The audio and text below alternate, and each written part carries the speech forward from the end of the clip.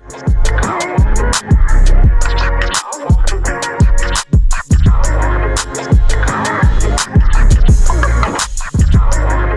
to the Voice of Africa. Today, we have a very special guest with us that goes by the name of Sister Deborah. Some know her as Sister Derby or the African Mermaid. She is an artist, model, and entertainer from Ghana. Hello, Mrs. Serby. How are you doing today? Oh, good, thank you. Can you please tell us about your childhood growing up? I know you grew up in a mixed household, Ghanaian and Romanian. Yes. How was that? Okay, so I grew up in Accra, Ghana, with my mother, who's a Romanian, and my two older brothers. And I had a very happy childhood. We always had like pets at home. We had dogs. My hobbies were like painting, planting seeds, playing with the animals.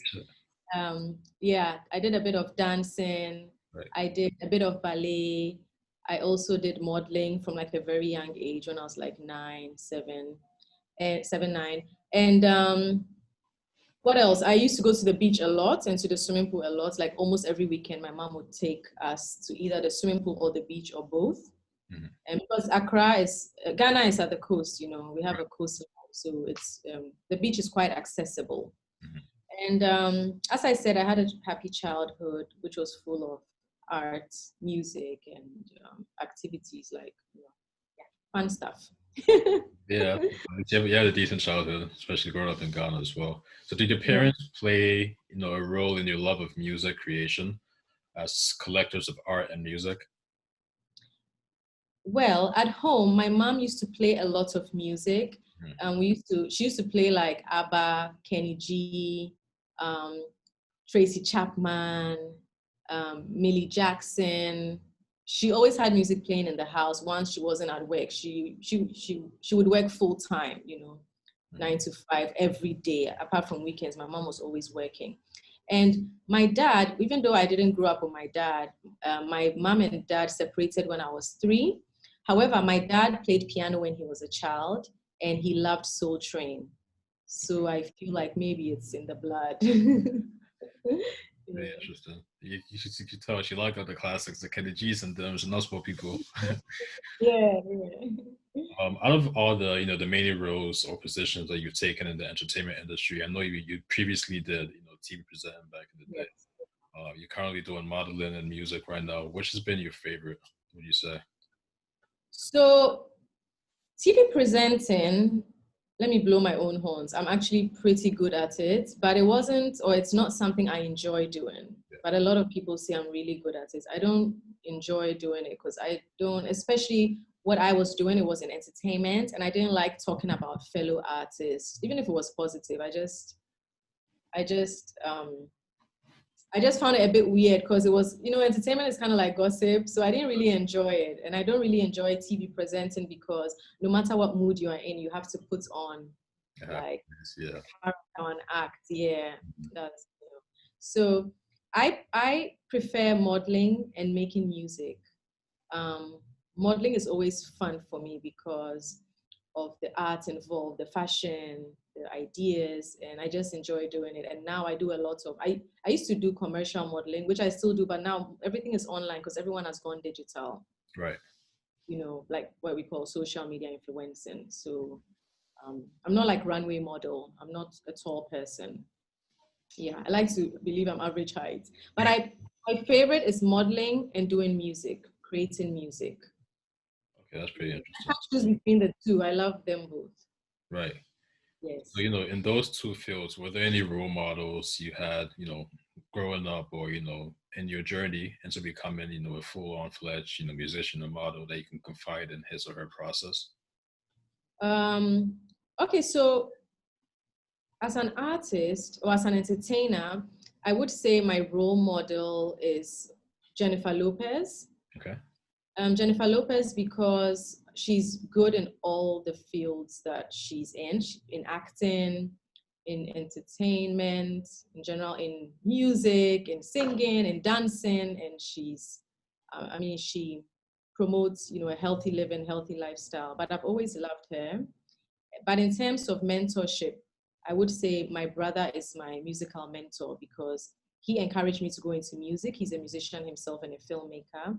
Right. and he guides me. He makes sure all my projects are, of good quality before they go out. So he's definitely my mentor. And but in modeling, I looked up to models like Naomi Campbell, Kate Moss. Like I liked, all of them. But as I said, I'm not tall, so like I never branded myself as a runway model. Yeah. Yeah. Mm-hmm. So what do you find to be the most fulfilling aspect of your chosen career path in entertainment thus far? What I would say is my what was the question? I mean the word. The most fulfilling aspects of your chosen career path. Yeah. So my most fulfilling aspect of my chosen career would be the fact that I have freedom of expression. Um, I do things on my own terms. I'm true to myself. I'm doing something that I'm passionate about and I actually enjoy. That for me is the most fulfilling aspect. Right. That's pretty interesting. So you just released, well, not just, you recently released a new EP called African Mermaid. Yes. What was your favorite song on that EP, would you say? Mine was the chocolate one. Okay, so chocolate. Really, you like chocolate? It's Yeah. my latest single. That's not on the EP. EP, But yeah. yeah, that's the latest. Mhm. Yeah, that's kind of like R&B. Yeah, It's just very like a different vibe. from what I've done. Yeah. Yes, yes, thank you. So the African Mermaid EP has 7 tracks, Okay. and my favorite song is track 7. It's called African Mermaid, and it's my favorite because I talk about something that I'm very passionate about, which is the oceans, marine life, and plastic pollution. So it's something that's very dear to me because I'm very concerned about, the environment and what's happening with all the plastic pollution Right. and how it's affecting us. So, you just talked about, the message behind the plastic pollution, but what would you say the whole message behind the entire EP was? And what does the EP like mean to you? Okay, so I'm gonna try and make this as short as possible, but there's a lot of messages in each song or from the EP.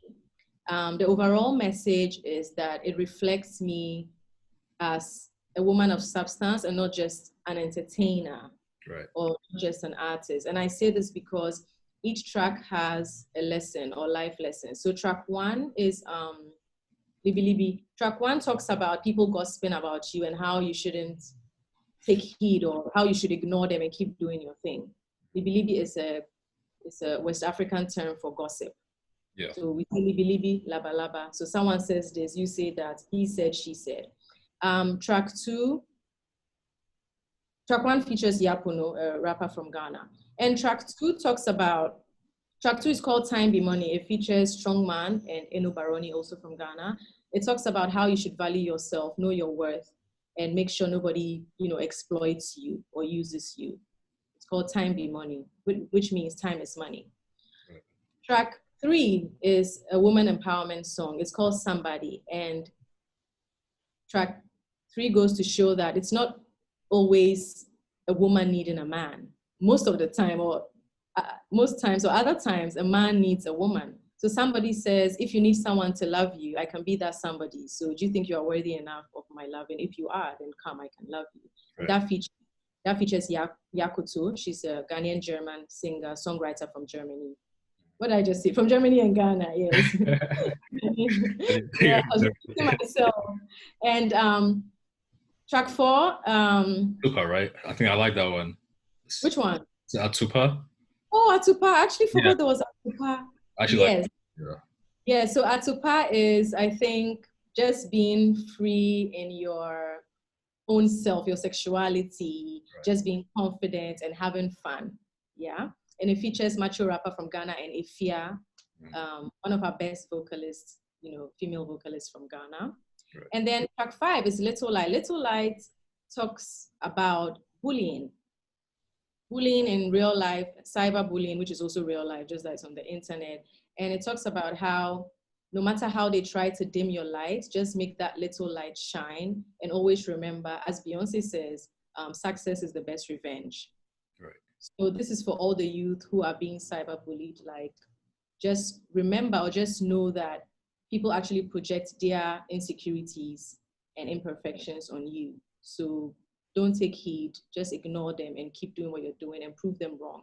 Right. So that's Little Light. And then track 6 is called Kanzo. With you, Nana Kwame might know, Kanzo is the term we use in Ghana to refer to the burnt part of rice. So let's say you cook rice in a pot and then the base gets burnt. In fact, yeah, the best part, right? A lot of people like to chew that part, maybe because it's crunchy or it's tasty or the spices are in there, especially when you cook jollof rice. Yeah. So Kanzo talks about the beauty underneath. And in the song I say, will you take a wele, a big wele, a small wele? Wele is cow skin, and I have used it as a metaphor to buttocks. Yeah. So I'm just basically saying beauty comes in all shapes and sizes. Do you want a big one? Do you want a small one? Do you want a soft one? Do you want a hard one? Right. So it's about inner beauty and beauty, reminding people to be confident and just love themselves. And then the last song, track 7, African Mermaid, as I said, talks about how we should try as much as possible to refuse single-use plastics or to reuse as much as we can. And if we can't reuse, to recycle, to protect marine life, to protect our future generations, and just to protect the environment. Mm-hmm. Thank you for touching on that as well. I was watching one of your interviews and I was listening to you talk about how your mom had like a freedom of speech, wherever she went, and all that. And then I can see those traits in you as well, especially with your music. You don't really conform to like the norms of like society in general. Yeah. What would you say you get your your music inspiration from? Or like that kind of freedom of speech thing. Right. I would say it's from my mother. Okay. I would say that because my mother is the loveliest, most friendly person. She's a people person. However, she would not hesitate to tell you her peace of mind if you kind of upset her or disrespect her or take her for granted. And if there's something wrong, she'll always try to correct it. She won't leave it. She's very principled. She's very principled. And sometimes in public, I would be a bit shy, like, oh, mama, stop, don't say that. She'll be blasting like older people. I'm like, and now I realize I do the same thing because, yeah, I just got that from her and I'm actually happy about it. And I feel like when you speak your mind, of course, in a respectful way and for a good reason, you don't keep grudges in you, like you don't keep bad energy, you don't get stressed, you just release everything there and then. Right. I think it prevents you from getting wrinkles early as well. Yeah. That's a key. Yeah. Interesting. So is there anything you wish you could have told yourself starting out in such a sought after challenging career, right? Yeah. Okay, so anything I would have told myself, I feel like that would kind of mean like something I regret, right? Sort of. Yeah. Okay, so I'm kind of happy with the way things are panning out.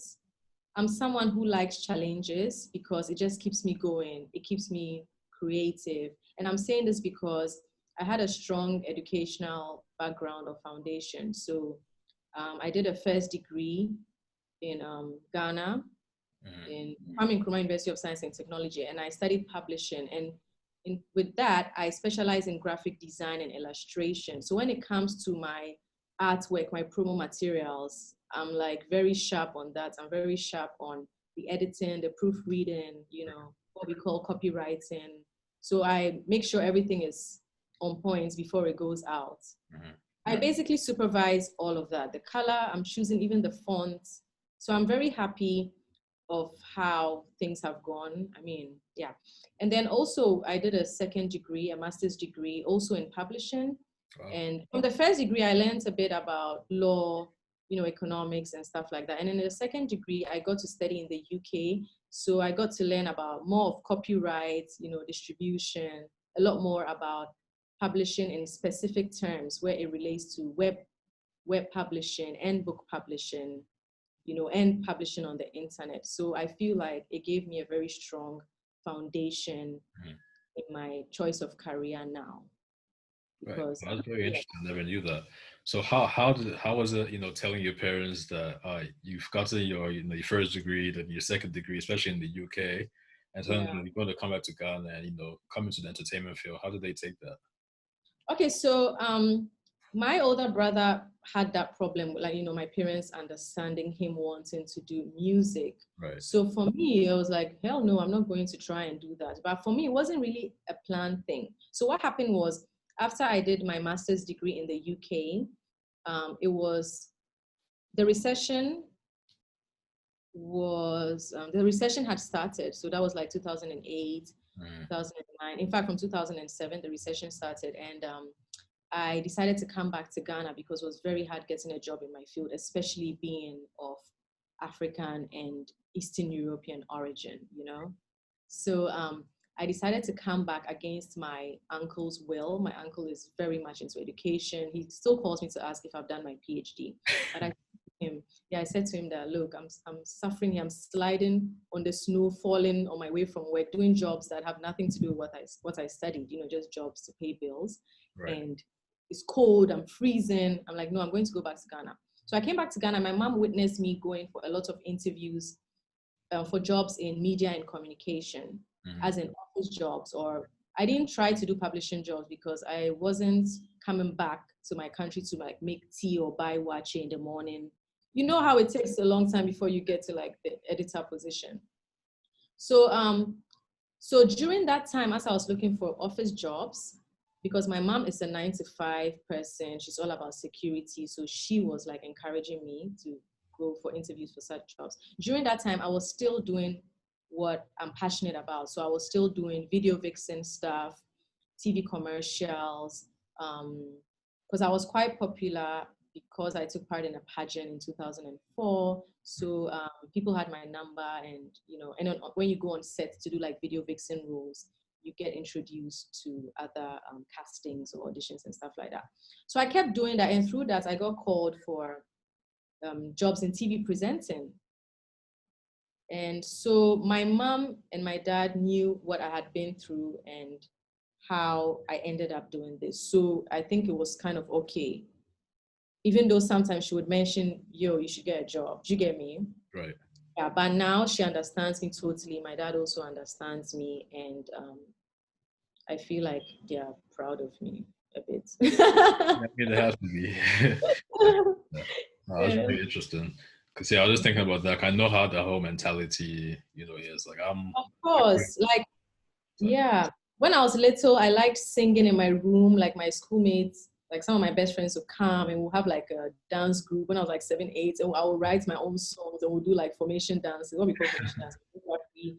But I never ever said I was going to do that in my life. Like, never thought of that. I remember when I was in junior high school, going home in the car with my mom, I said to her, I want to be an artist. And she was like, you want to end up making signboards. Look, like these yeah, signboards. these guys. Back then, we couldn't, picture like that kind of thing. I always said I wanted to be an artist because I love painting as well, even though I haven't been doing it. And but I never said I wanted a career as a musician. Or as a musical artist. I thought I was going to be either a fashion designer or a marine biologist.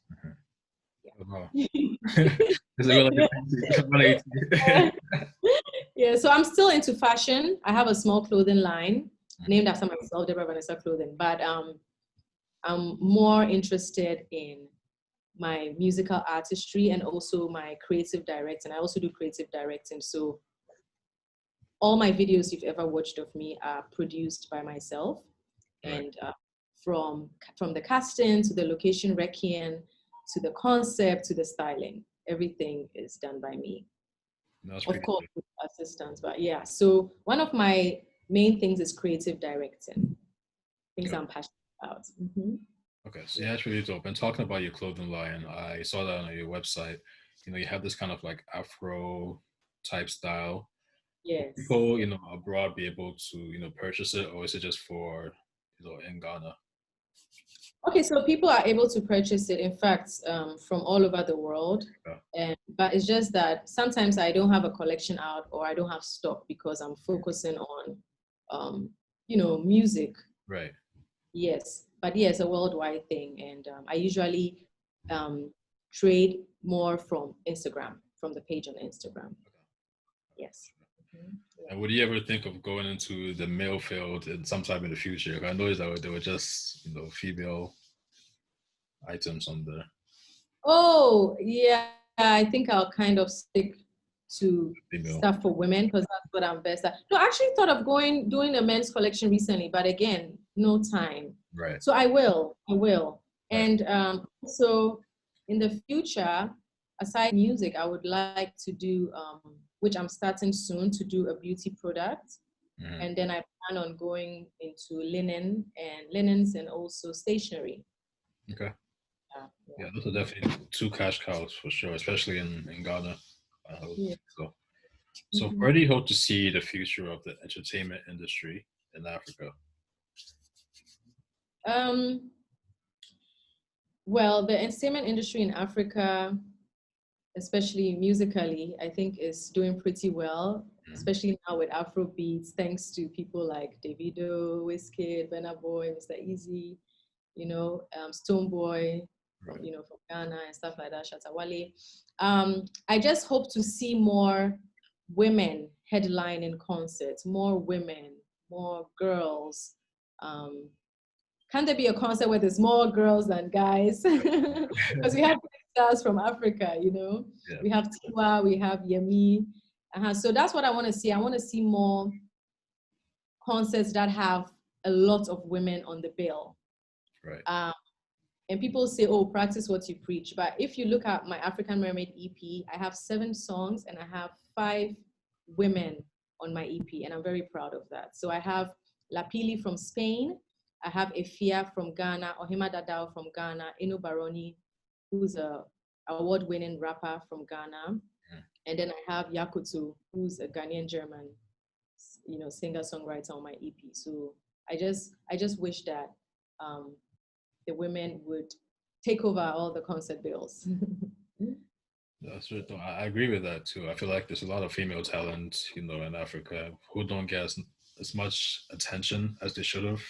Yes. So hopefully, at some point in the future, that could definitely be a thing. Hopefully, you'll be headlining whatever it is. That'll be dope. So, what is next in store in your career, or is there anything left that you wish to accomplish? I know you talked about, your business endeavors, but when it comes to entertainment wise? Okay, so entertainment wise and through my music, about music, I want to do an album. Like I want to work on an album. What I have so far is an EP and singles. Right. And also in terms of maybe acting, I also act. I would love to do a sitcom centered around me. Right. And then, as I mentioned earlier, the business endeavors like the beauty products, linens, and stationery. Yeah, for now, that's what I can do. For sure. Oh, and my production house, my official production house, because I do creative directing, but I want to have a massive production house, like a studio, where we would handle production and creative directing for other artists, for their music videos, their short films, and things like that. So my brother and I do that already, but like mobilely, if that's a word. Mobilely. But yeah, I'd like to. I mean, if or when I stop the music, that's what I'll focus on, creative directing. Yes. That's pretty interesting too, because I feel like we have a lot of talent in not only Africa, in Ghana alone. Yes. So we don't have the access to reach these editors or whoever will be helping them. So if people like you can start something on your own, I feel like that would definitely it'll help us move more in the future towards reaching whatever goal it is. Exactly. Do you have any advice for young girls who want to follow in your footsteps? Yeah, so my advice for young girls who want to follow in my footsteps would be study hard if you're in school, work hard, and strive to be independent. Strive to depend on yourself. Tautology. I'm repeating myself. And also be true to yourself, be confident, and love who you are. Right.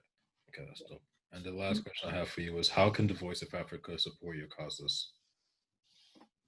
Oh, Interesting. How can the Voice of Africa support my causes? Yeah. Oh, what do you mean? Like in the future? Like in the future, if there's anything we could help you with, potentially.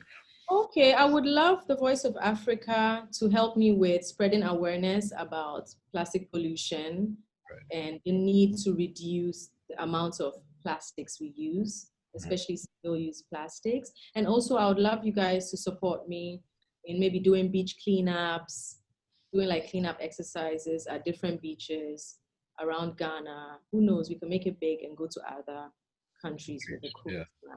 Yeah, so for now, that would be it. All right, for sure. So yeah, thank you, Sister Derby, for hopping on our platform and giving us the insight. We hope anyone that's listening will be inspired. I know that people listening will be inspired, and yeah, we'll keep in touch and making Africa a better future. Yes, thank you.